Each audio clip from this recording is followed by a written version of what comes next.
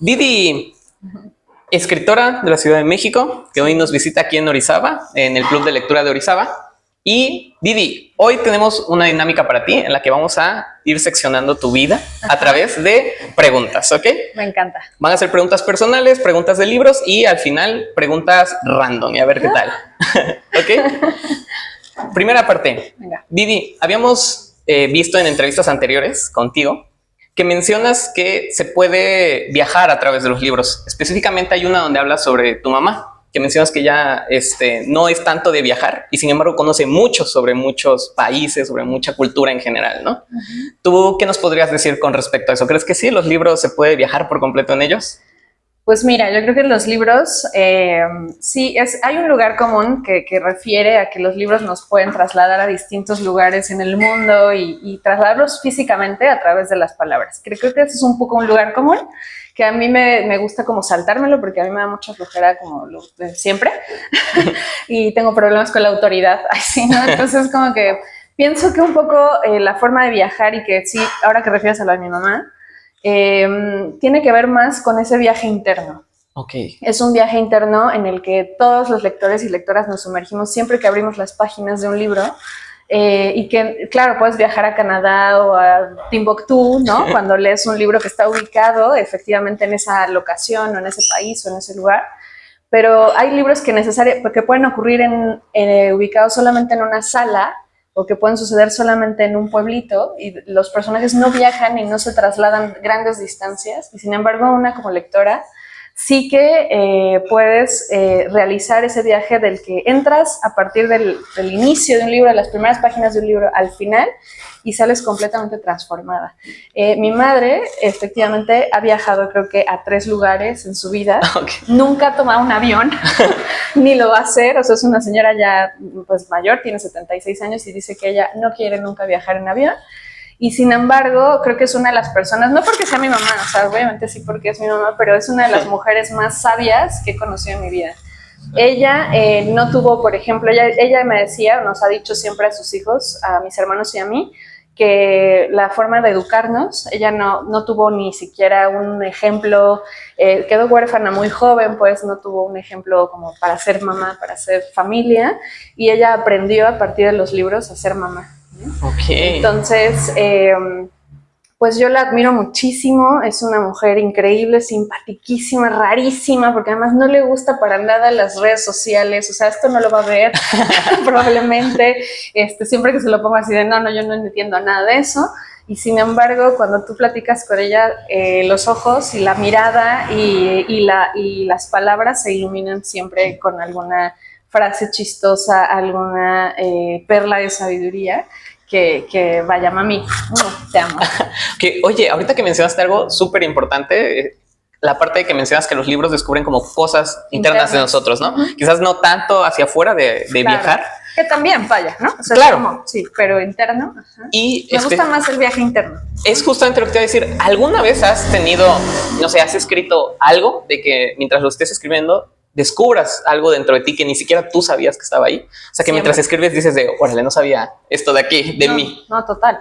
No, siempre, todo lo que, pues todos mis trabajos, todo lo que he hecho, todo lo que he escrito, yo empiezo de una manera y termino de otra, porque además, y en términos muy literales, mis libros no los escribo y los publico inmediatamente, sino que tienen un proceso de tiempo que a veces, la mayoría de las veces me ha llevado 7, 8, 9, 10 años. Y entonces, evidentemente, la que fui cuando empecé a escribir ese libro, pues soy otra completamente al terminarlo, ¿no? Okay. O sea, porque ya pasaron muchos años y entonces yo ya aprendí, desaprendí, me pasaron cosas horribles y hermosas y entonces pues todo esa transición de lo que yo era, pues ya obviamente dejé de ser. Sí, ¿no? Claro, uno se va transformando. Total. Y también en términos muy prácticos, ¿sabes? O sea, yo los libros que hago es casi siempre con una curiosidad y un interés de aprender incluso técnicamente, literariamente, aptitudes nuevas. Mi primer libro de Las Elegantes, por ejemplo, que aquí podemos ver. En la versión digital y en física. Digital y en física, en sus 2 ediciones, primera edición y segunda edición. Yo quería aprender a escribir, literal, o sea, porque yo había sido una lectora pues desde muy niña, muy intensa, pero no estudié ni la carrera de letras, yo soy periodista de formación, entonces claro, no tenía esa pericia técnica más que intuitivamente, probablemente porque es lo que dan los libros y la lectura, claro, finalmente. Y entonces cuando decidí escribir Las Elegantes fue porque dije, bueno, quiero aprender técnica y me aventuré a escribir este libro con una beca que me dieron estatal, bueno, nacional en realidad, porque son las becas del FONCA, que le conceden a los artistas para escribir o hacer música o hacer teatro. En mi caso fue escribir un libro.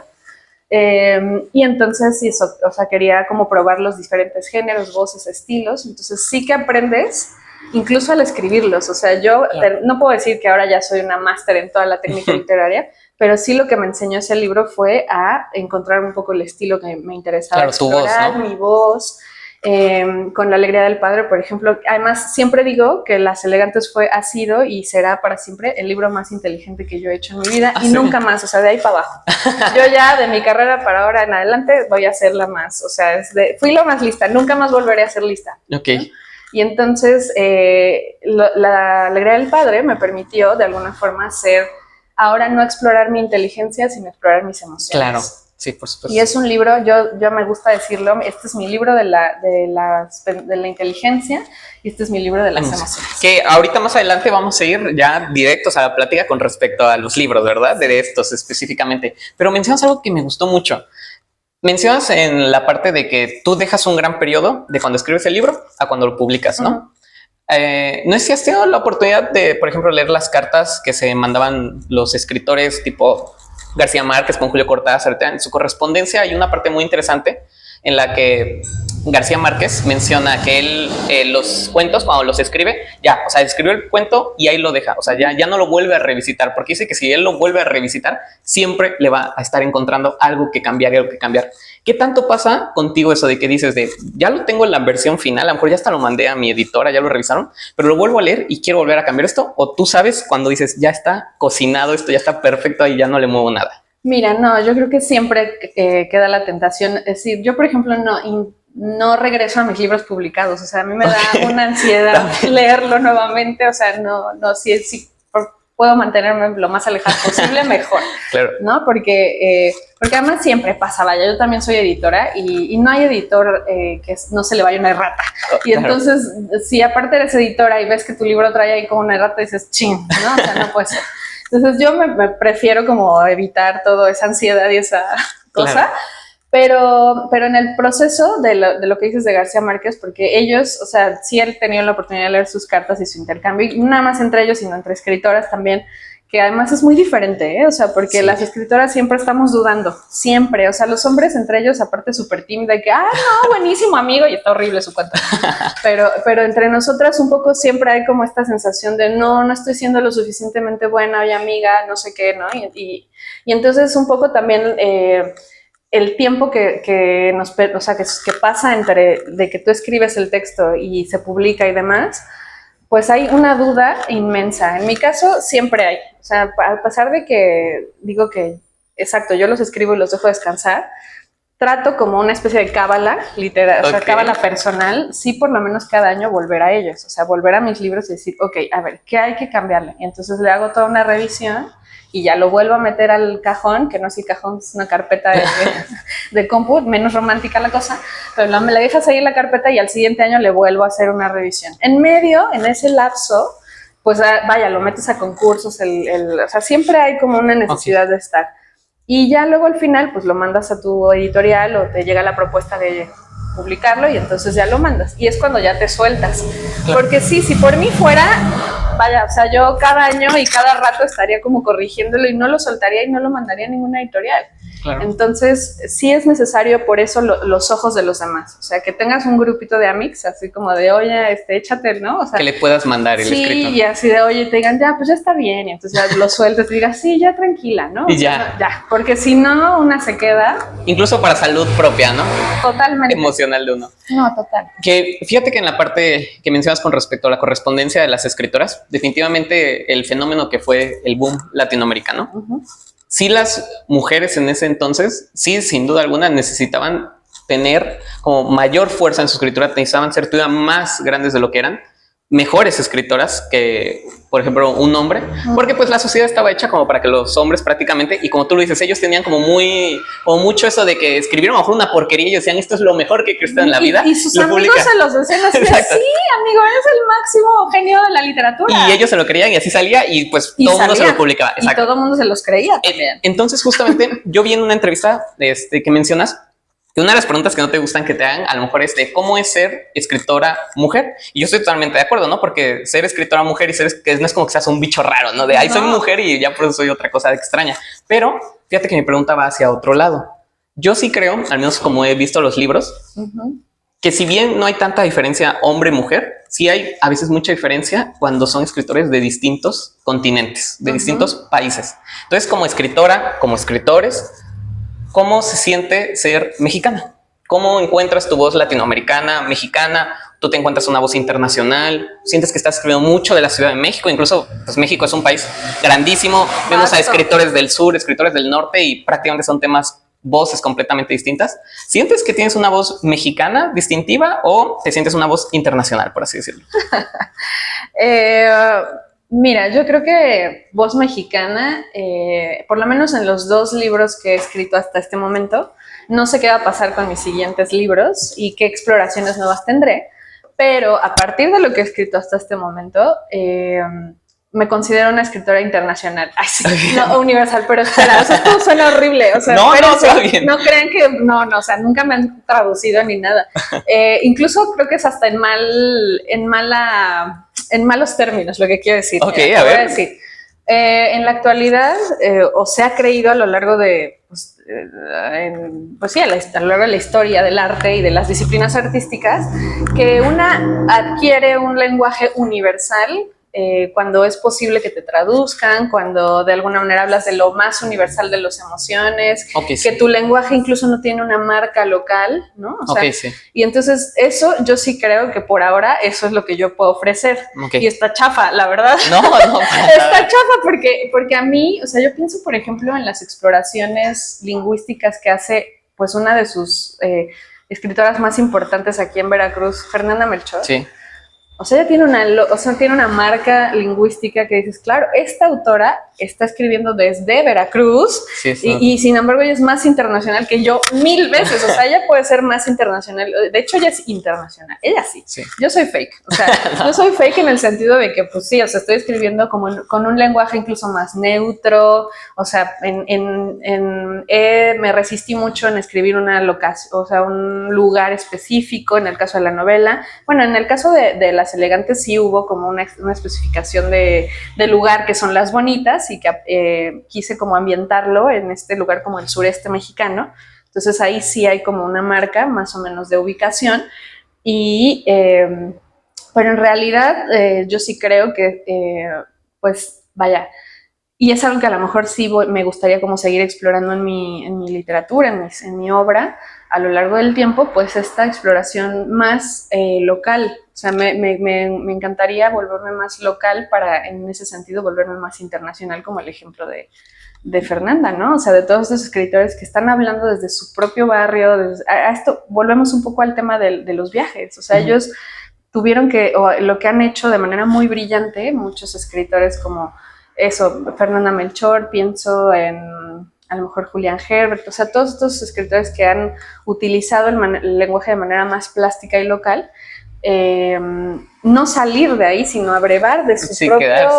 quedarse ahí, y eso los ha permitido despuntar de manera internacional. En cambio, a veces cuando uno publica pues por primera vez, digo, esta es mi primera novela, amigos, tampoco me pidan mucho todavía, ahí voy, pues uno tiende justo como a querer que todo el mundo te lea, y entonces haces un lenguaje un poquito más neutro, más de flojera, ¿no? Y entonces se vuelve como, pues me puede leer lo mismo los de Veracruz que los de Chihuahua, que los de la Ciudad de México, ¿no? Y entonces piensa en Panza de Burro, por ejemplo, de Abreu, Andrea Abreu, y tú dices, no, ese libro es casi ilegible para un lector latino, ¿no? O sea, lo leen perfectamente bien en su país, y sin embargo la mujer también es internacional. Entonces yo creo que eso de ser internacional, local, mexicana y demás, pues pareciera algo muy, nada más como simplemente decir, pues es que soy de México y escribo, y o soy del mundo, soy ciudadana del mundo. Pues no, resulta que mientras más mexicana, mientras más madrileña, mientras más del País Vasco, mientras más de Chihuahua sea uno, se vuelve más internacional. Claro, que yo siento que está más relacionado con el hecho de que, con lo que mencionamos al inicio de viajar, ¿no? O sea, si yo leo un libro de alguien, no sé, de Alemania y ver que use muchos palabras de su región, etcétera, pues me interesa más hacia allá, ¿no? Pero fíjate que con respecto a la internacionalidad, yo siento que sí tienes un lenguaje que se puede, como decirlo, de que esta es mi lenguaje local, es mi lugar local, no tanto de Ciudad de México, pero ¿sabes hacia dónde más? Bueno, yo he leído hasta ahorita La Alegría del Padre, no he tenido el gusto de leer Las Elegantes, lo leeré, pero definitivamente creo que tu lenguaje quizás hacia adentro está con el periodismo. Quizás tu lenguaje internacional sea como de cómo llevas y cómo conjuntas, que sería una de las preguntas, cómo conjuntas la parte de yo soy escritora de periodismo, así es como empecé, pero después paso a esta parte de la narración, de la ficción, y ahí es donde pues yo siento que tú agarras como un lenguaje de aquí es donde yo les muestro lo que es mi localidad. Mi estilo, ¿no? Sí, exacto. Fíjate que justo en Las Elegantes es donde se nota muchísimo más, porque, pues, repito, como yo no tenía como esa técnica todavía literaria, pues abrevé de lo que sí conocía también, que era ser periodista, ser investigadora, hacer entrevistas, o sea, como usar todo este abanico de herramientas que me provee el periodismo, ¿no? Sí. Y lo que ha resultado en mis libros es algo muy curioso, porque ayer lo platicábamos en una plática más en corto con otros miembros de tu club, Sí. que mis libros se han vuelto como una tensión, o sea, como que yo siempre es una tensión entre la ficción y la realidad. Y eso yo creo que justo tiene que ver con esto que dices del periodismo. Al final mi formación siempre sale, o sea, como que siempre va a dar una impronta en lo que estoy escribiendo. En el caso de Las Elegantes, pues obviamente es una antología que puso en tensión la verdad, la realidad, la ficción, lo que no es real, lo que sí es verdad, ¿no? O sea, entonces es un juego, es un artefacto narrativo que se armó a partir de esos atributos del periodismo. Y en el caso de la novela, un poco igual. Toda la gente me ha preguntado, ¿tu papá vive? ¿No? Porque o sea, sí. Ajá, y entonces es como, o ¿cómo está tu papá? O, ay, lo siento mucho. Sí. O ¿cómo está tu papá? ¿Cómo sigue tu papá? O sea, entonces esta idea como de la ficción, la realidad, cuándo sí es real, cuándo no es real, cuándo es algo que yo pues traigo ya como de eso, de formación, ya traigo más en la sangre. Sí. Y a la hora justo de escribir pues me ha dado a lo mejor un estilo peculiar que no sabemos bien a bien si lo que estás escribiendo es autoficción, como en el caso de La Alegría, o esto es real, ¿no? Claro. O sea, o esto es una novela, o esto es una especie como de reportaje, investigación de Las Elegantes acerca de un grupo de mujeres que existió o supuestamente existió en los años 80 en México, ¿no? Y se pusieron a escribir juntas. Entonces, como que a mí se me da muy natural ese acercamiento a los fenómenos porque claro, fíjate que creo que nunca en todo este tiempo alguien me había dicho, ¿y el periodismo cómo sale ahí? Pues totalmente, o sea, está ahí y en la aproximación que yo hago a los hechos literarios, siempre, o sea, porque es lo que me interesa. Yo, por ejemplo, esta novela, La de la Alegría, se la di a leer a una escritora que se llama Ana García Bergua, no sé si la conozcan, pero se les recomiendo mucho, mexicana. Para que me hicieran comentarios y me dijo, oye Diana, esto es, me acuerdo que me preguntó y me dijo, esto es testimonial. O sea, me dijo, ¿este parece un texto testimonial? Y yo dije, pues no. O sea, sí, claro que porque todas las artistas tomamos aspectos de la realidad. Exacto. Pero pues de qué me sirve a mí seguir ejerciendo como periodista si yo lo que quiero es ser escritora. O sea, yo lo que quiero ahora es alejarme del periodismo. Nunca lo voy a hacer porque, insisto, aquí está. Sí. O sea, siempre está en mi forma de mirar, en mi forma de acercarme, a lo mejor en mi forma de investigar. O sea, y eso, pues al momento de vertir, bueno, córtale ahí. Bueno, al momento de echar, de lanzar todo eso en escritura, pues sale muy mezclado, no lo tengo tan consciente de decir, claro, yo uso el periodismo, no. Lo que sí he notado, fíjate, y eso es algo que me llama muchísimo la atención, bueno, no conozco así de la literatura mundial, pero creo que hay una tendencia así, por lo menos en México, a asociar o hacer literatura ya más ligada como al periodismo, o sea, como que claro, la autoficción y demás, pero a la investigación. O sea, como que siempre que le preguntan a la autora así de, oye, ¿y cómo armaste tu novela? ¿Cómo investigaste? Entonces, ¿what? O sea, pues es que se investiga con el ser humano, exacto, ¿no? O sea, no es como que tengas que ir a las estadísticas y todo eso. Eso para un reportaje, eso yo lo hacía para mis reportajes. Ir a las estadísticas, a las entrevistas, a los fenómenos. O sea, claro, pero pues yo no quiero escribir periodismo, o sea, yo salí huyendo del periodismo. Lo que quiero es imaginar, lo que quiero es recrear, lo que quiero es ver qué pasa si, ¿no? Okay. O sea, en esta novela, vaya, o sea, sí me interesaba saber qué hubiera pasado si mi padre hubiera muerto. O sea, entonces, pues claro, o sea, dije, bueno, ¿qué pasa si mi papá se muere? Claro. Claro que enfermó, eso sí está, o sea, eso sí es real, eso sí lo tomé como un detonante de mi escritura, pero después hice toda una exploración que tenía que ver con la muerte, que también, pues obviamente he leído mil cosas, todos hemos leído se nos han muerto muchas personas, sí. A partir de ahí puedes abrevar en la emoción, ¿qué se siente cuando se murió mi abuela? ¿Qué se siente cuando se murió mi abuelo? Y entonces, ¿qué se siente si se muere un amigo, una amiga? Y eso, traerlo hacia la ficción, o sea, al final, te digo, yo creo que, no sé si sea ya mi estilo, pero sí por lo menos en estos dos, el periodismo y la literatura, están ahí, o sea, porque están tensionando siempre esa delgada línea entre la ficción y la realidad. Por supuesto. La forma en que los han leído es así, oye, ¿sí es verdad? Oye, ¿no es verdad? Oye, ¿te pasó esto? Oye, no sé. Sí, he tenido preguntas todo el tiempo al respecto. Que fíjate que yo siento que que ahorita quiero ver cómo tú abordas también no solo la parte como escritora, sino también la parte como lectora, ¿no? Y qué tanto está ligado, porque luego la gente sí liga mucho de, es escritor, es escritora, va a leer mucho. Y a veces cosas contrarias, de que no, yo casi no me acerco tanto porque tienen como esta parte de, no quiero leer tanto para no sentirme influenciado, ¿sabes? O sea, como de no agarrar yo supongo que a todos nos pasa cuando te empiezas a volver aficionado a la literatura, el primer autor que tú agarras, bueno, Julio Cortázar, García Márquez, Emily Dickinson, etcétera, te gusta tanto que cuando tú dices, voy a empezar a escribir, como que copias hasta cierto punto su estilo.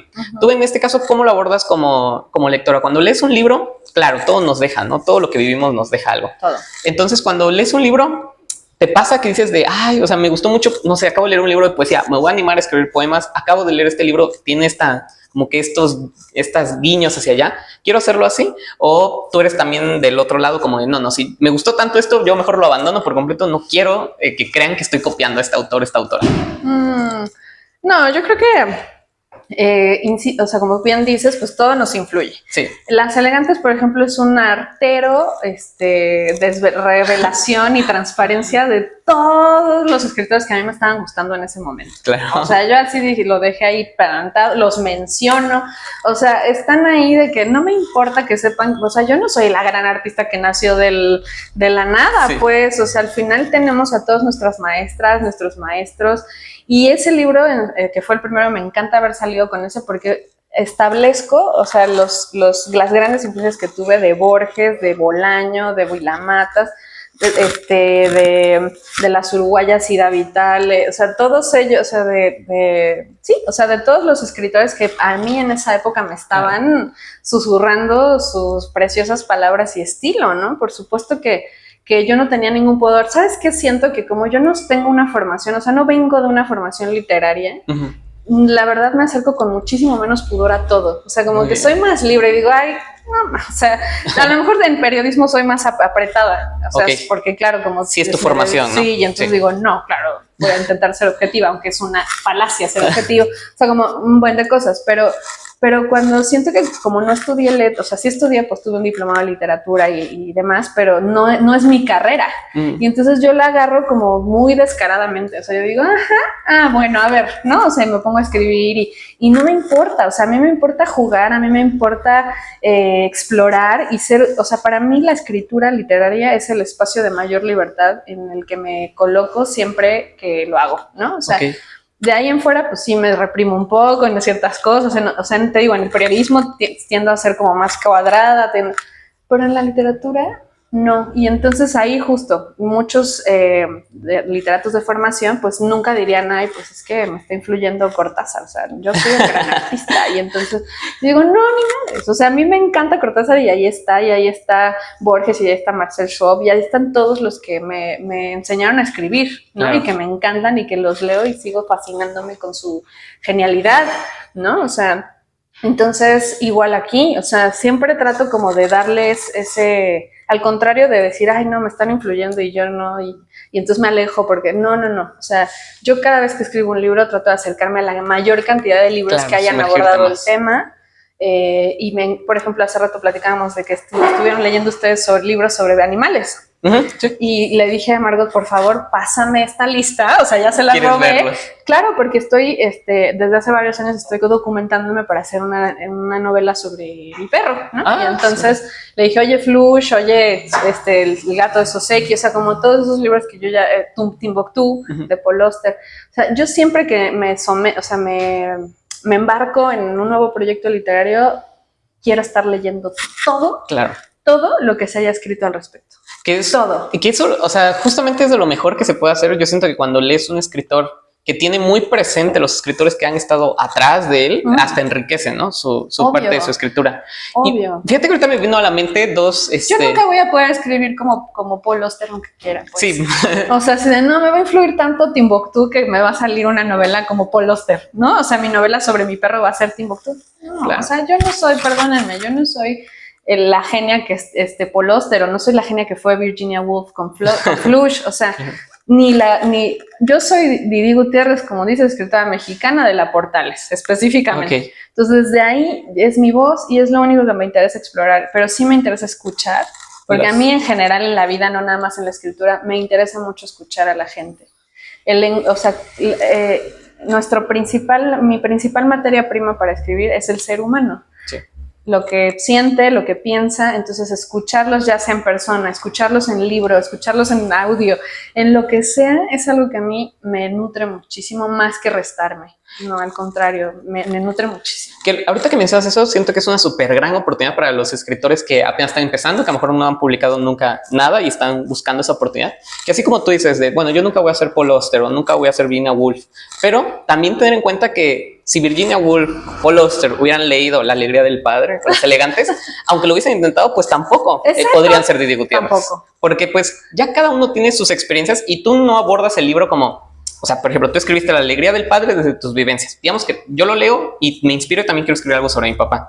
Entonces, yo ya no estoy abordándolo desde, voy a copiar a Didi, sino lo voy a abordar sí o sí como de yo persona que leí este libro y automáticamente ya estoy, ahora sí que por decirlo, cambiando, transformando la historia. Va a ser totalmente distinta. Totalmente distinta, porque eres tú. Sí. Porque cada quien es diferente. O sea, de veras, nunca podremos ser la otra persona. Por supuesto. Somos nosotros. Que ahí va a haber un ejemplo que luego la gente casi no tiene en cuenta. Hace como medio mes me empecé a adentrar dentro de así full con las obras de William Shakespeare. Y una de las cosas que así yo dije, mira, qué loco. Es que yo siempre creí, ¿no? Romeo y Julieta, Hamlet, El Rey Lear, inventadas por Shakespeare, ¿no? Autoría por Shakespeare. Y no, o sea, son historias que existían mucho tiempo atrás, mitos, o sea, historias que todo el mundo contaba y de hecho leyendas. Se contaban, o sea, que se contaban constantemente. O sea, Shakespeare lo mostraba en teatro, pero aquí a la vuelta estaba otro teatro presentando esa misma obra, pero escrita por otro escritor, ¿no? Claro. Entonces, de ahí se está demostrando que, aunque escribamos sobre lo mismo, ya las vivencias que cada uno tuvo hacen completamente la historia, ¿no? Totalmente. Eso que dices es muy cierto. O sea, nadie es original. Sí. Y está bien saberlo. Sí, y aceptarlo, y está bien, o sea, está bonito. Nadie es original, pero a la vez es muy original. Sí. ¿Sabes? O sea, no somos originales, pero sí somos originales. Entonces, ¿cómo? Pues simplemente oyendo nuestra propia voz. Correcto. Ya, a mí hay algo que también personalmente me interesa mucho y es la honestidad. O sea, honestidad literaria. Y tiene que ver con los temas que yo elijo. Es decir, yo en este momento, sabemos que hay como siempre en el medio literario, en el cultural, siempre hay temas que están de moda, siempre hay, ¿no? O sea, como ciertos tópicos que a la gente le está gustando leer o ver o escuchar. Yo la verdad es que nunca he estado al pendiente de eso. Yo veo lo menos las noticias y o sea, lo menos posible. Sí, no, okay. Yo la verdad lo que menos hago es estar informada. Entonces, porque es mucha distracción. En la actualidad hay muchísima distracción y para la creación es bastante, pues eso, como de pronto te hacen creer o piensas que si vas por ese camino, entonces es, ¿no?, lo más correcto. Y no, lo que sí intento, así como me gusta escuchar a la gente, también me gusta mucho escucharme a mí, en primer lugar. O sea, si no nos escucha a sí mismo, pues no puedes escuchar a los demás. Entonces, de entrada, pues trato también de dedicarme a mí misma un espacio de escucha en el que determino y sé e intuyo qué es lo que realmente a mí me interesa y los temas que a mí me interesan. Y creo que ahí... pero así puede ser desde los postres hasta la moda, como puede ser también, ¿no? Y a lo mejor van a decir, ay, pues qué poco comprometida social. No me importa. A mí lo que me importa es compartir una mirada, y esa mirada, en la medida de lo posible, a lo mejor a ti no te gusta la moda, pero como a mí me gusta mucho la moda y la defiendo y no me importa lo que digan de la moda, como tú dices, a mí me da esa libertad también para defender lo que a mí me gusta y sin importarme que socialmente no esté súper bien visto, porque la moda no es algo que le guste a la sociedad. Sí. Y siempre dicen que es muy superflua y que es así, que no. Y no es cierto. Si te metes en profundidad, absolutamente todos los temas tienen algo. Sí, tienen algo que explorar, algo interesante, algo que apela a la sociedad, a sus problemáticas, a sus conflictos, desde los postres hasta la moda, y no necesariamente tiene que ser otras cosas que son más obvias también y que dicen, ah, claro, eres muy comprometida porque estás en este tema. Y entonces, más bien a mí lo que me interesa es escarbar en todos esos como recovecos que nos conforman a los seres humanos en nuestra cultura, en nuestro querer. Y entonces a partir de ahí ver qué es lo que dice de nosotros, ¿no? Que fíjate que ahorita que mencionas sobre los postres, me acordé y lo estaba relacionado con lo de que te digo, bueno, tú tienes como esa localidad de que yo escribo desde el periodismo, ¿no? Me acordé del caso de Roald Dahl, el de la fábrica de chocolates, Charlie y la fábrica de chocolates, que él tenía, no me acuerdo si él era muy investigador en eso o tenía un libro anterior a sus ficciones en el que él investigaba la historia del cacao. O sea, él investigó, parece que la parte de chocolate. Sí, y entonces como que dices, bueno, después cómo lo mete él dentro de su ficción, pues bueno, crea estos cuentos que tienen que ver a veces, muchas veces, con dulces, con chocolates, con todo esto. O sea, siempre metemos como algo que tenemos ahí adentro, ¿no? Totalmente. Y él exploró, él fue muy estudiado en el tema del cacao. Mira. Sí, o sea, él era máster. O sea, era el máster del cacao. Era el máster de chocolate. Y le encantaba comerlo. O sea, era como el Willy Wonka en la vida real, tal cual. Él era un poco el Willy Wonka. Ajá. Que también cuando mencionas la parte de la honestidad, me recuerda a mí mi escritora favorita, así que yo siempre a todo el mundo le recomiendo, aprovecho para recomendar a esta escritora, siempre lo hago, es Emily Dickinson. Para mí es mi poeta favorita de todo y yo si pudiera siempre elegir... Bueno. Por ejemplo, perdóname que te interrumpa, pero justo ya no salió de su cuarto. Exacto, es justo lo que iba, que justamente ella encuentra una voz que impacta internacionalmente sin salir de su cuarto. Otro ejemplo que me recuerdo, no estoy seguro que él no haya salido nunca de su cuarto o que no saliera tanto, pero sí una enfermedad hizo que ya después casi no saliese, que fue Marcel Proust.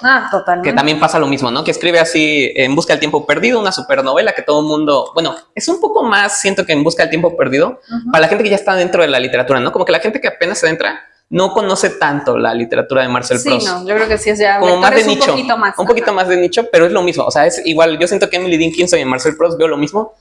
Tanta historia, tantas cosas. Y cuando lees sus biografías, ves que es gente que nunca salía de sus cuartos, veían todo desde su ventana y te sorprende cómo fueron que fueran tan ricos. Sí, ¿no? O sea, que fue una riqueza interna que te hace eso, hacer ese viaje interior. Que te lleva a poder ser internacional en ese sentido.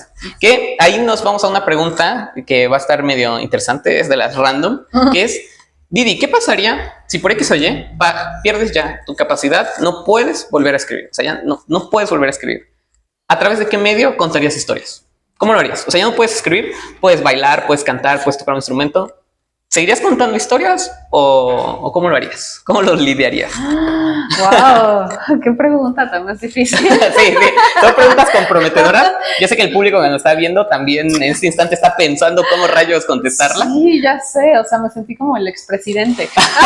Sí, como te como un expresidente haciendo. Como cuando les preguntan a los expresidentes de cuáles son sus 3 libros favoritos. Exacto, ¿no? Así me sentí un poquito, pero Luigi, qué mala onda, ¿no? No, es para conocer más la parte creativa de los escritores. O sea, claro. porque siento que hay escritores que abordan mucho, por ejemplo, a veces no lo tienen tanto en cuenta, pero la literatura de filosofía igual la aprovecho así medio para que pienses así lo que quieras pensar. Sí. En la filosofía, Nietzsche es un escritor que se nota mucho su gran querer a bailar. O sea, él incluso lo menciona, tiene una frase muy famosa, aunque deberían buscar más el contexto para entrar por completo, que es de yo solo creería en un dios que baile, ¿no? Se nota constantemente en Nietzsche esa relación hacia el baile, el baile, el baile. Hay otros escritores donde solamente notas música, música, música, música, ¿no? García Márquez, por ejemplo, que es uno de los que yo más presente tengo porque mi libro favorito, bueno, uno de mis libros favoritos es 100 años de soledad. No? Se nota muchísimo, muchísimo, muchísimo su cultura que la ama. O sea, la cultura colombiana, él constantemente la está expresando en olores. O sea, se nota mucho los olores en 100 años de soledad, Claro. en El amor en los tiempos del cólera. O sea, sientes mucho los olores. Él hace énfasis en los olores. Entonces, como que ahí siento que los escritores siempre tienen un lado. Claro. Bueno, mira, yo creo que justo hace unos días estaba yo platicando con una amiga que es perfumista. Se llama Izaskun Díaz. Hola, Izaskun. Y me estaba diciendo algo que a mí me sorprendió muchísimo. Que hay, bueno, Kant, hablando también de filósofos. Para retomar ahí el tema de la filosofía. Kant identificaba que tenemos sentidos femeninos y sentidos masculinos. Sí. O sea, y están los sentidos masculinos, que son la vista, la imagen, y el oído. ¿No? O sea, como esos son los, y los femeninos, pues el resto. El tacto, el olfato, gusto y el olfato.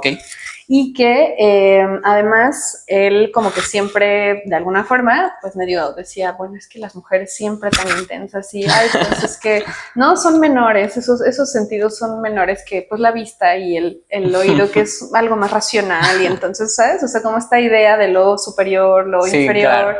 Y que eso de alguna forma a lo largo de la historia sí ha tenido un impacto, por ejemplo, en algo muy grave que tiene que ver con el lenguaje. O sea, las palabras... Hay pocas palabras, hay poco lenguaje para expresar lo que percibimos a través del olfato, del gusto y del tacto. Y sí es cierto, si te pones a pensar un poco cuando te dicen, oye, ¿qué sabe o que estás probando? Pues sabe como a o sea, como que lo asociamos, hacemos asociaciones, sí, ¿no? Sí, o sea, como todavía el gusto pues está más como tipificado, que si es amargo, que si es dulce, que no sé qué, ¿no? Umami. El umami, o sea, como que sí tenemos un poquito más. Pero, por ejemplo, los aromas.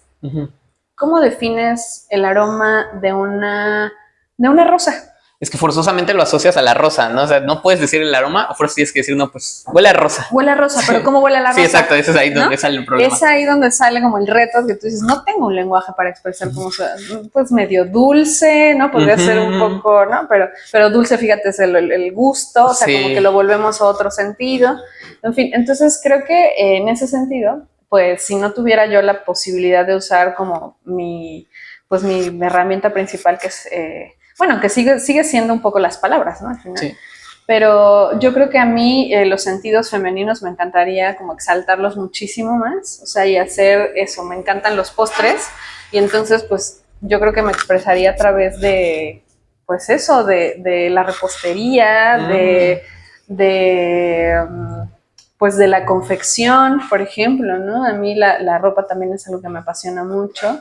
Entonces creo que esos serían mis lenguajes alternativos si me faltara poder escribir las palabras. Con las palabras. Ok, entonces los postres y la confección. El tacto, ¿no? O sea, el tacto con las telas, o sea, todo ese lenguaje que me permite expresarme a partir de ahí, creo que serían a partir de esos preciosos sentidos femeninos que a Kant no me gustaban, pero a mí sí. Que vámonos un poco ahora hacia la parte de los libros y también hacia la parte como escritora, que justamente ahorita la parte que mencionabas de todo esto de los sentidos y que faltaban palabras para decir los aromas, igual, mención rápida, pues Shakespeare de hecho inventó palabras, o sea, él inventó muchísimas palabras en el inglés que no existían, e incluso él popularizó la técnica esta que es el oxímoron, que era lo de poner cosas contrarias, ¿no? Como fuego y glacial para expresar como mayor intensidad de uno de los dos elementos. Entonces se les tiene mucho aprecio, por ejemplo, a él que inventó muchas palabras. ¿Tú alguna vez te has animado a decir de esta palabra no existe, la voy a poner? ¿Te has topado en algún momento como ese como de escritora de que, ay, güey, esta sensación se siente así, como no sé? Sí, Y claro. lo pones que tanto llega incluso esos prejuicios como escritora que a veces son como de que, bueno, pero es que está mal visto, ¿no? O sea, es que si aquí pongo muchas comas, si aquí pongo punto y coma, si aquí pongo demasiado, repito esta cacofonía, no sé, no va a estar tan bien visto o te has animado y lo has dejado. No, te digo, en este afán como de salirme de pues que no tengo ese como, sí, como ese prejuicio, ese de formación. Sí. Entonces más bien estoy deformada y me vale. O sea, como que, claro, es que vienes de un periodismo, o sea, imagínate, vienes de un periodismo como el que yo estudié, que pues, no es, por ejemplo, el periodismo antes, ahora es muy común que los periodistas hablen en primera persona. Ok, antes no era así. Vaya, claro, hubo el periodismo, el periodismo de Wolf, ¿no? De Tom Wolf, o sea, como el nuevo periodismo, sí, pero más estadounidense, o sea, como que hay, por lo menos en los 80s o 70s, donde sí los periodistas ya empiezan a tomar la palabra. Tenemos a Truman Capote, o sea, como todos esos periodistas que van asociando al periodismo con la narrativa, ¿no? Como con la literatura, y sí más o menos empiezan como a tomar. Pero aquí en México, o sea, te juro, yo iba a las clases y me decían, ustedes nunca van a poder hablar en primera persona, o sea, siempre están nada más registrando la realidad. O sea, tenía uno que estar súper ceñida a todo. O sea, entonces, claro, te digo, para mí saltarme a la literatura fue de, ya, o sea, no quiero saber de datos duros, de estadísticas, de fechas, de cosas concretas. Yo lo único que quiero es jugar. Claro. Y entonces en ese sentido, claro que también he inventado palabras. Sobre todo me ha pasado, no tanto en la narrativa, fíjate, pero me he aventurado y he hecho pues sí también, o sea, pues como en esta necesidad de, pues me vale, escribir algunas estrofas que yo no llamaré, por supuesto, poesía. Amigos y amigas poetas, nada que ver, o sea, yo nunca jamás me llamaría poeta, pero sí que pues me ha gustado como explorar un poco las palabras en términos de, hasta he hecho rima, pues, o sea, hago coplas y rimas, más bien, o sea, no poemas. Entonces, esas coplas y rimas alrededor de eso, del lenguaje, las palabras, he hecho, por ejemplo, poesía, bueno, estas estrofas que te digo sobre postres, o me acuerdo mucho, por ejemplo, cuando estaba estudiando en la SOGEM, que es donde hice mi diplomado en literatura, tenía como maestra, y fíjate qué maravilla haber tenido como maestra a Dolores Castro. ¡Oh! ¡Wow! Súper maestra. Sí, no, imagínate, sí. ¿No? O sea, amiga, por ejemplo, de Amparo Dávila, todos de Rosario Castellanos. Sí, históricos. ¿no? Y entonces tener a esa señora en tu clase los martes a las 5 de la tarde, ¿no? Y pues claro que yo nos ponía a hacer ejercicios de poesía, porque ella nos daba la clase de poesía, ¿no? Y entonces un día yo me acuerdo que le llevé un poema que se llama Mapa Mundi. Y entonces ahí justo hice algunas como combinaciones pues sí, de sílabas, o sea, o palabras que tenían como un poco como lo que pasa a veces en el inglés, ¿no? Que es fan, sin. Entonces fanático, sin, o sea, como partículas de palabras que dan sentido, ¿no? Y entonces yo lo hice más o menos en español. Realmente ahorita no te podría dar una específica, pero me ha pasado más en el lenguaje poético tratar de jugar con eso. Y me acuerdo que lo leyó, se lo entregué, y al otro día, cuando ya nos estaba regresando los trabajos, las tareas, con nuestra calificación correspondiente, y me dijo Dolores Castro, pasé al frente, recogí mi documento y me dijo, ¿lo escribiste tú? Y entonces yo no supe si era un halago o era un como de no puedo creer que escribiste esto. Exacto, o sea, entonces ya no entendí si era como un halago o era una ofensa, ¿no? De parte de la maestra Dolores. ¿Y nunca le preguntaste Castro de...? Pues yo nada más me quedé así de, sí, maestra, yo lo escribí, y ya fue cuando me dijo, muy bien. Y ya. Entonces ahí entendí que pues estaba que era bien. Un poco más positivo. ¿Sí? Era positivo, pero también cuando me vio dijo, ¿lo escribiste tu niña? O sea, como que te digo, al final me estaba haciendo un halago, pero pues no es de esos halagos que no sabes si son ofensas o qué. Sí, porque claro, dices, pues es que entonces no me cree capaz la pobre maestra. ¿Qué es gracioso? Creo que siempre en las preguntas automáticamente viene un poco la ofensa, porque en el momento en que tú le preguntas a alguien como tú hiciste esto, es o está muy mal, así como de que cree que yo lo hice y está muy mal, o está tan bueno que no cree que yo lo hice. Exacto, y entonces, ¿qué fue? O sea, un halago, una ofensa, ¿qué? ¿No? Pero bueno, si me lo dio Dolores Castro, maestra, donde quiera que estés, que ya sé que ya no estás aquí en este mundo, pero en mi espíritu y en mi corazón pervive ese legado. Ese legado. Oye, imagínate hablar con esa señora y que te calificara, te leyera y te dijera, ¿lo hiciste tú? ¿No? Entonces creo que ahí es donde me he dado a jugar. O sea, juego mucho, me encanta poner palabras así, neologismos y demás que yo me aviento. Que obviamente eso de inventar palabras o poner nuevas cosas viene muchísimo más de la tradición de los poetas. Ellos son muchísimo más de jugar con todo el lenguaje, de formarlo, crear nuevas cosas. Los vanguardistas, bueno, el propio Shakespeare, ¿no? Sí, totalmente, inventó un montón de palabras. Pero fíjate que sí noto que al menos en la escritura, quizás desde el punto del lector no se nota tanto, pero yo he intentado ahí también meterme poco a poco, ¿no? Al mundo de la escritura.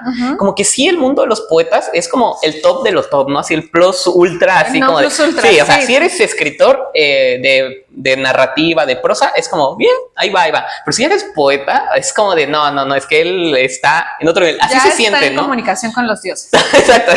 Parece que tiene que ser así. Sí. Que de hecho, pues los grandes poetas que uno conoce siempre son personas que tú dices, no, fueron gente muy estudiada, como que muy estudiada en el sentido de la escritura. O sea, del lenguaje. Exacto, del lenguaje. Sí, quizás no sé, cultos en otras cosas, no sé, y muchas a veces también moralmente, quién sabe, pero en el lenguaje y en la escritura eran muy buenos. ¿Lo sientes así? ¿Sí sientes que el mundo de los poetas es un mundo punto y aparte al de los... Yo me siento, te digo, por eso es que yo les pido perdón. Sí, es que es justo, desde que un escritor para hablar sobre que decir que se animó a escribir poesía tiene que pedir perdón.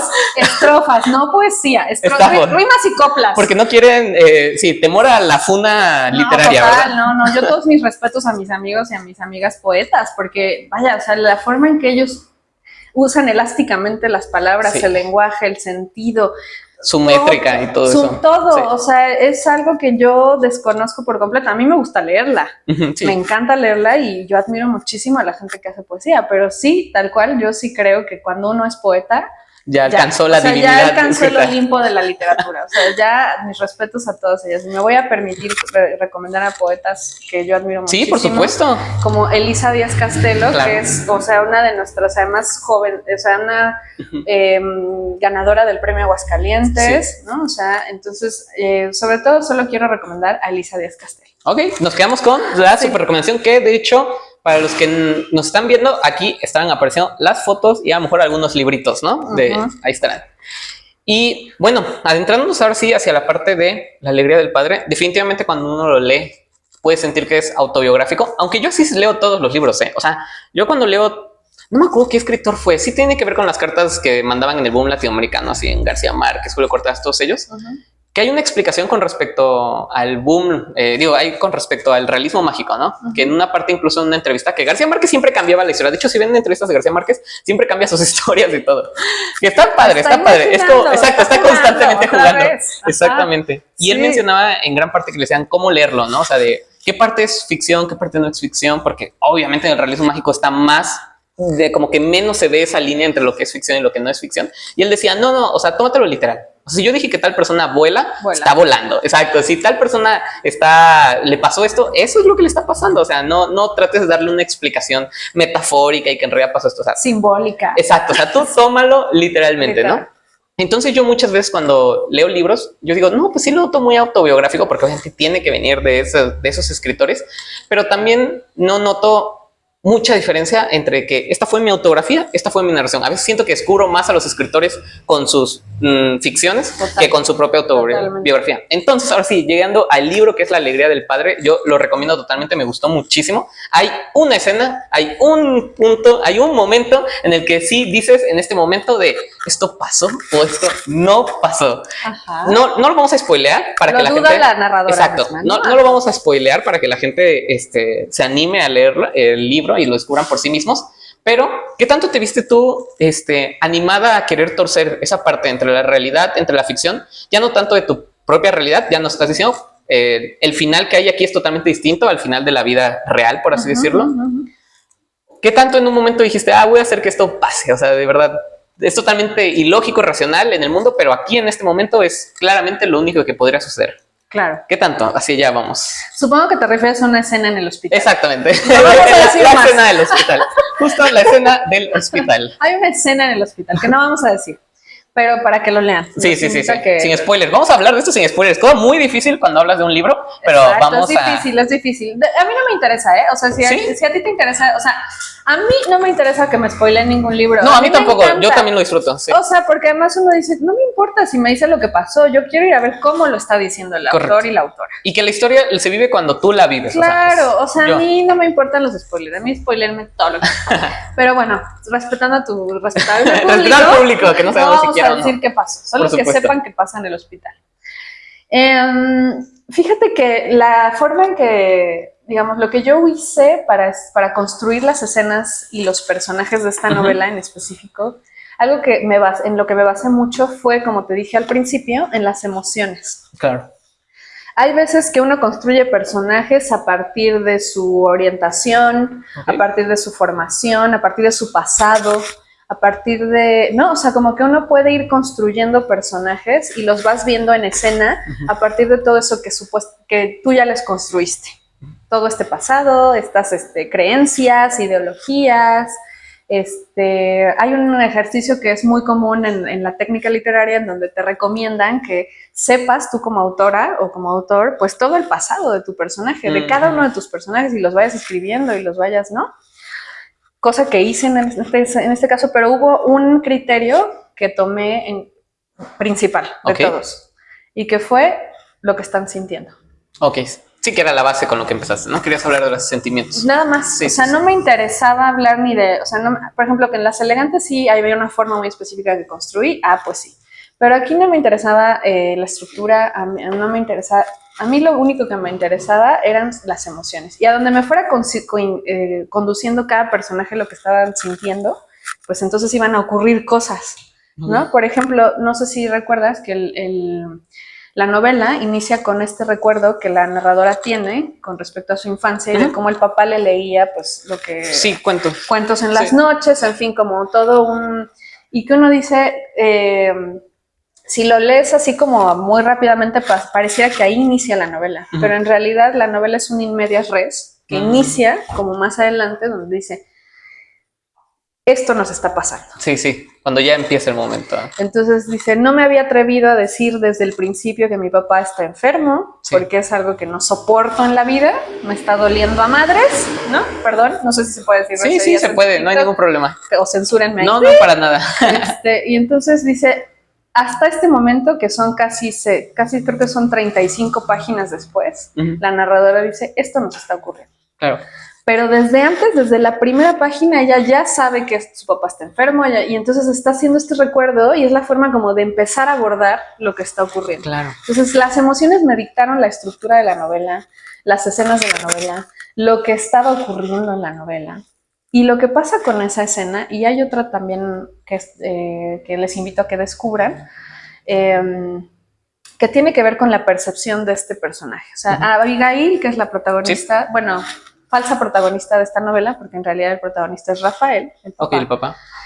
A quien está mirando constantemente a Abigail. O sea, sí tenemos una voz narrativa que es Abigail y nos está llevando a lo largo de toda esta historia, pero en realidad... de hecho, incluso en la construcción de mis personajes, el primero que surgió fue Rafael, que es el padre médico, y a partir de esa construcción que hice del médico, dije, no lo voy a poder poner en primera persona, porque si me interesa ser un personaje bondadoso, generoso, bueno, ¿no? Pues va a estar muy raro que él hable de sí mismo en esa... Sí, porque se va a ver como mal, ¿no? Es decir, soy el mejor del mundo. Exacto, o sea, uno cuando habla de sí mismo no puede estar diciendo soy el mejor del mundo. Claro. Y entonces necesitaba una narradora que la estuviera reflejando y dijera, ese es el personaje que es bueno. Sí. Y entonces, bueno, uno decide si creerle o no también, ¿no? Porque pues también hay una sola mirada, que es la narradora que está contándonos toda esta historia. Entonces... ya me perdí. No, nos estabas contando específicamente de la construcción de la historia. De los personajes, claro, y de por qué esa escena. Exactamente. Y entonces, Abigail, desde el principio, desde la primera página que te digo, hasta el final, está en un estado emocional muy afectado. Okay. No es una narradora que esté en sus cabales. Por ejemplo, hay una escena que también muchos me han criticado y dicen, ¿por qué tratas tan mal a la enana con voz de pito? Sí. Oye, a ver. O sea, nunca les ha pasado que están tristes y que están enojados con la vida porque su papá tiene una enfermedad mortal, o su mamá, o su amigo, o su hermana, o sea, quien sea que esté metida en, o ustedes. Sí. Y entonces que van por la vida sonriéndole a todos, ¿o cómo? Sí, no, obviamente no. O sea, si hay algo que te molesta, vas a ir sobres.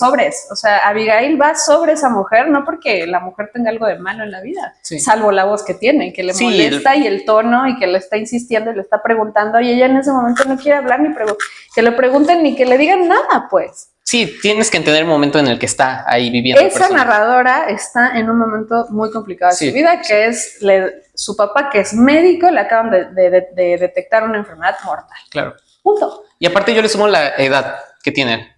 Claro. La chica, ¿no? Sí, o sea, bueno, ella tiene 18 años. A los 18 años, díganme quién es el más... Sí, ¿quién es maduro? ¿Quién es maduro? A ver, vaya. O sea, más ahora que dicen que a los 20 son los nuevos, a los 40 son los nuevos 20.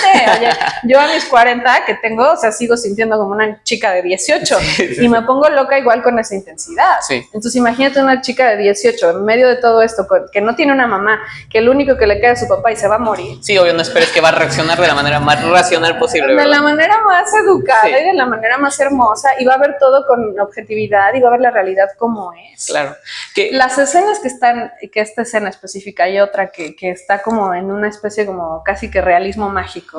Sí, así lo sentí, sí, justo por ahí. Tiene que ver con el estado en el que ella está. O sea, ella está viendo eso, porque eso es lo que a ella en ese momento sus emociones le están filtrando y dice, claro, está pasando esto. O casi al final, donde también aparece otra, ¿no? Ella está viéndolo, literal, claro, lo está viendo. ¿Por qué? Porque está afectada, porque le hace falta, porque eso le va a permitir continuar con su vida. Claro. Y uno ve lo que se le antoja. O sea, y así sea, y en la realidad, dime si no, cuando tú estás triste, o sea, ves cosas que no ves. Sí. Insisto, cuando estás feliz, ves cosas que no ves. Que bueno, incluso llevándolo así ya. Que por cierto, David, no te preocupes con respecto a las preguntas. Esto es una plática. Tú llévalo a donde quieras, Contesta lo que quieras contestar. Si me pierdo, si me pongo mal, y terminamos hablando de otra cosa. Si lloro, si todo. Sin problema. Es probable que llore. Yo lloro por todo. Que llevándolo justo hacia esa parte, voy a retomar un poquito hacia atrás y ahorita vamos hacia allá otra vez, ¿no? Hacia la parte del libro. Que en la parte de como yo abordo un poco los libros, el realismo mágico, hacia ahí voy. A mí como gente así de Veracruz, veracruzano, de aquí estamos en el Club de Lectura de Orizaba de Veracruz, aunque estamos muy pegados ya hacia el final, casi a Puebla, se me fue más fácil, yo siento que muchos otros, obviamente internacionales, pero más que otros mexicanos, aceptar el realismo mágico. ¿Por qué? Es que en Veracruz aquí tenemos muy permeado nosotros, muy junto a nosotros, la brujería, la esotería, los mitos, todo, incluso la propia religión, ¿no? O sea, la religión está totalmente con nosotros. Entonces, ¿a dónde? Cuando... El pensamiento mágico. Por ejemplo, la escena icónica que todo el mundo quizás pueda reconocer, la parte en la que, si mal recuerdo, creo que es Remedios la Bella en 100 años soledad, se eleva y se va. O sea, así se eleva al cielo y se va en sus sábanas blancas, ¿no? ¿Cómo es cuando dicen, no, eso tienes que tomarlo así pasó, así fue como sea? Porque yo, al menos cuando yo era un poco más joven, cuando tenía como 13 años, iba en secundaria y literalmente eso pasó. Una compañera mía dejó de ir a la secundaria, desapareció. ¿Por qué desapareció? No sabíamos. Le preguntábamos a sus padres de, oigan, ¿qué pasó con fulanita? No, es que fulanita, pues, no, se fue con sus vecinos, se fue con sus tíos porque, pues, encontró tal cosa. No, ya está muy bien todo. Bueno, lo que realmente había pasado es justo se había embarazado y querían ocultarlo a sus papás, ¿no? Entonces, a veces, y como lo puedes llevar ya más hacia lugar veracruzano, ya incluso llega la brujería y pueden decir, no, es que sí se elevó al cielo, no, ella ya está santa, es bendísima, o sea, ya se fue a otro lado, y así nacen muchos mitos, pero como mexicano, veracruzano, es lo que te quedas. O sea, yo a esa edad, pues sí, lo creí, ¿no? De, sí, no, ella se fue a tal lugar porque encontró así super oferta. Creces y descubres que, no, es que se había embarazado y querían ocultar el embarazo, ¿no? Pero como mexicanos sí crecemos mucho con eso, o sea, con realidades distintas que se vuelven nuestra verdadera realidad. Totalmente. Si te dicen que tal fulanito hizo esto, que así pasó aquello, que vio volar a alguien, porque también somos muy religiosos, incluso sin ser religioso. Como tu familia es religiosa, como tus amigos son religiosos, de repente si alguien te cuenta que una persona por X o Y se elevó 5 centímetros del suelo, lo crees, o sea, o sea, apareció tal persona, ¿no? Que, o sea, en tal lugar. Exacto, que en la taza de café se acaba de formar la figura perfecta de la Virgen. ¿No? O sea, no te es tan difícil aceptarlo, ¿no? Como que sí, lo sé porque lo he vivido varias veces, ¿no? Claro. Entonces no es tan difícil aceptar en esa parte como mexicanos. Sí, no, tenemos esas creencias y esas formas de explicarnos a veces cosas tan irreales, o sea, o tan eso, que lo que dices de tu compañera, igual en la novela ya recordarás lo de la chica que supuestamente le explota la vejiga. Exactamente, sí, es justo, o sea, como que idéntico. Que la sacaron así, no le explota, nadie le puede explotar la vejiga, pero Abigail cree, o sea, dice, claro, me contaron que sí sabías, ¿no? Que cuando uno es chico se te puede explotar la vejiga, entonces... ¿What? ¿No? Y se vuelve nuestra realidad. Se vuelve tu realidad, se vuelve tu verdad, se vuelve algo que necesitas creer. Emocionalmente nos interesa creer cosas. Yo ayer también platicaba con tus compañeros que yo, a mí no me formaron en la religión, mi familia es completamente... Que se nota en la parte de la construcción de la novela. Ajá. Sí se nota, pues, de padre médico, todo muy científico, todo muy... Sí, o sea, mi religión era la ciencia. Sí, claro. O sea, creer que venimos del Big Bang y que, o sea, eso era lo que yo creo. Yo no creo que, yo no creía que veníamos de hijos de ciertos dioses y demás, no, o de Dios, ¿no? Entonces, claro que a mí me permite mucho eso, como despegarme como de mi creencia científica, que a veces, pues sí, te da para ciertas cosas, pero hay momentos en la vida, por Dios, en la que necesitas creer en algo superior. Sí, siempre. Para darle explicación a muchas cosas, ¿verdad? Claro, porque ya la ciencia se queda corta incluso, ¿no? Sí. O sea, ahora, bueno, ya la ciencia también ya está avanzando, gracias a Dios, porque ya está la física cuántica, y ya hay otras cosas. Claro, ahora entiendo por qué pasa esto, que yo pensé que no podía pasar, o que coincidió en el tiempo. Yo estaba pensando en tal persona y se me apareció cuando di la vuelta, ¿no? Entonces, eso ya lo está medio explicando, queriendo explicar la ciencia. Claro. Pero eso es muy reciente. O sea, imagínate, pensamiento occidental desde hace cuántos, 2000 años, ¿no? O sea, creyendo que, ¿cómo es posible que me pase algo así? Pues claro que piensas en entidades superiores. Para explicarlo. Y yo ahora, a mi edad, o sea, ya después de haber vivido casi toda una vida de atea y de creer que la ciencia era lo máximo, pues creo que sí, en la vida hay momentos muy duros en específico que te hacen voltear y decir, ay, Diosito, ¿no? O sea, como échame la mano, o sea, y entonces un poco, a Abigail un poco yo eso también le transmití, porque dije, a ver, morra, o sea, creciste con estos médicos, con esta racionalidad, con esto, y ella desde chiquita tiene como una tentación a fantasear, ¿no? O sea, ella, por ejemplo, ve en las plantas que están en la azotea cuando sube con su mamá, bueno, al principio cuando van a recoger la ropa, y ella ve ahí a Bob Patiño, ¿no? En un helecho. Pues para ella es así como, ay, no, me da miedo porque es un Bob Patiño. Entonces esta niña siempre ha tenido, a diferencia de su formación o de su familia, pues una tendencia a imaginar, a fantasear. Y entonces cuando estás en estados también de crisis o en estados alterados emocionales, también, o sea, empiezas a generar imágenes que tú dices, claro, a ella le sirve ver a su papá, no lo voy a revelar, pero eso, ¿no? Claro. O sea, mirarlo en situaciones en donde, en términos realistas, podría ser que no pasara. Y que fíjate que, bueno, primero aclaración con respecto a Bob Patiño, personaje de Los Simpson. Qué fuerte tener que aclararlo, pero ya hay mucha gente de generación recientes que ya no lo ubica. Sí, que no sé, o sea, yo supongo, no sé qué tan... Es que yo sí, generación, crecí con Los Simpson, obviamente, pero no estoy seguro de si las nuevas generaciones, en qué temporada vayan, si los ven. Así que aclaración, Bob Patiño, personaje de Los Simpsons, se ve así. Increíble. Exacto. En la novela cabello icónico. Sí. Exactamente. Pueden leerlo ahí en la novela. Que de hecho en Los Simpsons hay muchos juegos con respecto a que justo hay arbustos que se parecen a Bob Patiño. Sí. Y bueno, justamente hacia la parte de los sentimientos.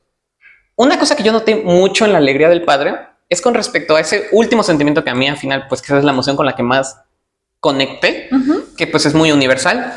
El miedo a lo desconocido, ¿no? El padre, pues ahí lo van a ver, de hecho está en la descripción, no es ningún tipo de secreto, está afrontando una enfermedad.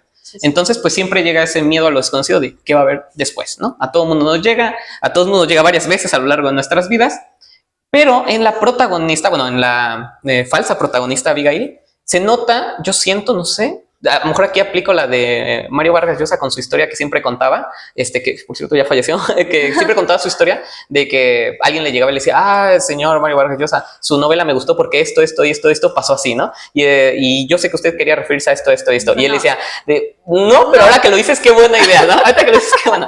No sé si ahorita aplico la de, no, y qué bueno, Didi, que hiciste esto porque querías hacer esta reflexión. Y tú de, no, pero qué chido. Pero chido para ella, ¿no? Sí, al fin el libro también es mucho de, el lector descubre su propia versión del libro, ¿no? Totalmente. Yo noté mucho con Abigail que con la natación. La natación, a mí, yo no sé nadar. Entonces, para mí también botarme a una alberca, aprender a nadar, para mí es botarme a lo desconocido. O sea, para mí, y dije, la verdad es que yo lo que asocio con botarme a nadar y por qué no lo he intentado es porque sí siento que me puedo morir. O sea, sí siento que voy a morir ahogado. Sí, tal cual. Yo ahí noté de que realmente los miedos que estaba venciendo Abigail era el miedo a lo desconocido y tanto ella como su padre se veían reflejados ambos en una última, pues, meta final de vencer ese último miedo, ¿no? El final, que de hecho va hacia un poquito hacia el final, van a descubrir cómo a Abigail también le pasa algo con respecto a la natación y en qué momento ella logra vencer todo eso, ¿no? Así es. ¿Los conectaste por ahí o no? Me lo acabo de inventar así. No voy a aplicar la María Vargas Llosa en este momento, porque literal, claro, el diálogo que yo intenté realizar, bueno, intenté construir con la natación, era que que los dos estaban enfrentándose a miedos hacia lo desconocido, hacia lo que iba a pasar después de esa etapa en la que estaban viviendo, ¿no? Claro. Entonces, y ahí claro que también puse mi miedo en la natación. A ver, quiero decirte, amigo, estamos juntos en esta batalla. O sea, yo he intentado, fíjate, yo según he ido a clases de natación. ¿Ah, sí? Sí, o sea, he ido como a 1000, ¿no? Bueno, tanto, pero sí ponle así, a lo largo de mi vida he ido varias veces a distintas escuelas a volver a aprender a nadar. Okay. O sea, no es como de que el falso mito de que lo que bien aprendes nunca se te olvida y que ya lo haces de manera automática. Yo he salido de cada una de esas escuelas de natación disque sabiendo nadar, pero luego regreso y me enfrento a una alberca y vuelvo a sentir el mismo temor de no saber nadar. Claro. Y entonces eso yo tenía que trasladar. Aparte yo aprendí tarde, pues también. O sea, yo no es de que desde chiquita me llevan a la playa y o sea, no. Porque te digo, mi mamá no salía de vacaciones, mi papá tampoco. Y entonces pues éramos chicos de ciudad. Sí, en Ciudad de México no hay playa. No hay nada, o sea, era muy difícil. Entonces yo la primera vez que fui a aprender a nadar creo que tenía como 15, 16 años, o sea, ya era grande, cuando yo estaba en la prepa y entonces había que empezar a tomar clases de natación ahí en la prepa y yo estaba aterrorizada, aterrada, y ahora que han pasado tantos años, yo te puedo decir que meterme al mar, pues nada más a las patitas y en las albercas, pues sí sigo teniendo genuino temor hacia las profundidades. Pero si por X o Y te metes así, no sé, a algo y no te das cuenta que estás profundo, sí puedes flotar. Sí. No, flotar no, nunca aprendí a flotar. No, o sea, pero sí no mueres ahogada. O quién sabe. No sé. Duda. O sea, siempre tengo que tener una orilla cerca. Sí, ok, ya. Entonces, a ese nivel te lo pongo. Entonces, claro que yo le puse eso a Abigail porque es una especie como de, pues sí quise hacer un parangón, una analogía entre lo que ella sumergirse a las profundidades de sus emociones, que es el temor, o sea, es un miedo que ella tiene, de no nada más aprender a nadar. Claro. Más bien de aprender a vivir sin su papá. Exacto, de aprender la pérdida. De aprender a vivir sin su padre, de sumergirse en esas profundidades, de saber no pasa nada y darte cuenta que al final la educación que le había dado, la compañía, los cuidados que ese padre le había dado a esa niña, le iban a permitir perfectamente empezar a flotar. Y ella medio se da cuenta al final. Entonces está como el paralelo, las clases de natación, las clases con el padre, sí, aprender a flotar. Aprender a flotar, aprender a vivir. Claro. O sea, porque ahora a partir de ese momento va a tener que empezar a vivir y a flotar, si no se quiere morir. ¿No? Y pues, bueno, gente, súper recomendado La Alegría del Padre. Didi, ya estamos en la recta final, así que ya pues prácticamente solamente preguntas rápidas, preguntas rayo. Solamente te voy a hacer creo que 5 o 4 preguntas. Son muy random, un poco personales en base a lo que hemos descubierto con respecto a la personalidad de Didi. Entonces, solamente te las pregunto y tú puedes contestar sí, no, algo breve, lo que tú quieras, ¿va? Okay. Primero, ¿tu libro de la tumba de José Agustín ya lo tienes de vuelta o ya nunca te lo devolvieron? Jamás. Jamás te lo devolvieron. Ok. ¿Libro favorito? Ya devuélvanmelo. ¿Libro favorito de F. Scott Fitzgerald? Ah, y El Gran Gatsby. ¿Sí? ¿Totalmente recomendado? Total. Ok. Tiene uno de los inicios más hermosos que he leído en mi vida. Ok, perfecto. Y tiene que ver con un padre también. ¿Tipo de pastel favorito? 3 leches. ¿El 3 leches? Ah, sí, yo también. No hay ningún otro pastel mejor que el de 3 leches en la vida. Y finalmente, en una entrevista te dijeron que dijeras 3 palabras favoritas. Mencionaste confeti, bombón y bárbaro. Solamente mi única pregunta y para el público, ¿por qué confeti? Confeti, porque imagínate, es hermoso ver circulitos de colores volando por los aires. Es cierto, es muy bonito el confeti. Es evocativo. Y pues nada, muchísimas gracias Didi por estar aquí con nosotros. Luigi, muchas gracias. No, y pues nada, recordarle a la gente que no se olviden, en la página de TikTok van a estar viendo todo el evento, porque de aquí nos vamos, bueno, más al rato, al evento del aniversario del Club de Lectura de Orizaba. En la página de TikTok vamos a ir subiendo cómo salió el evento, cómo estuvimos después incluso en la fiesta. Así que, pues nada, muchísimas gracias Didi. Felicidades, Club de Lectura Orizaba. Gracias, Luigi. Nos estamos viendo. Chao.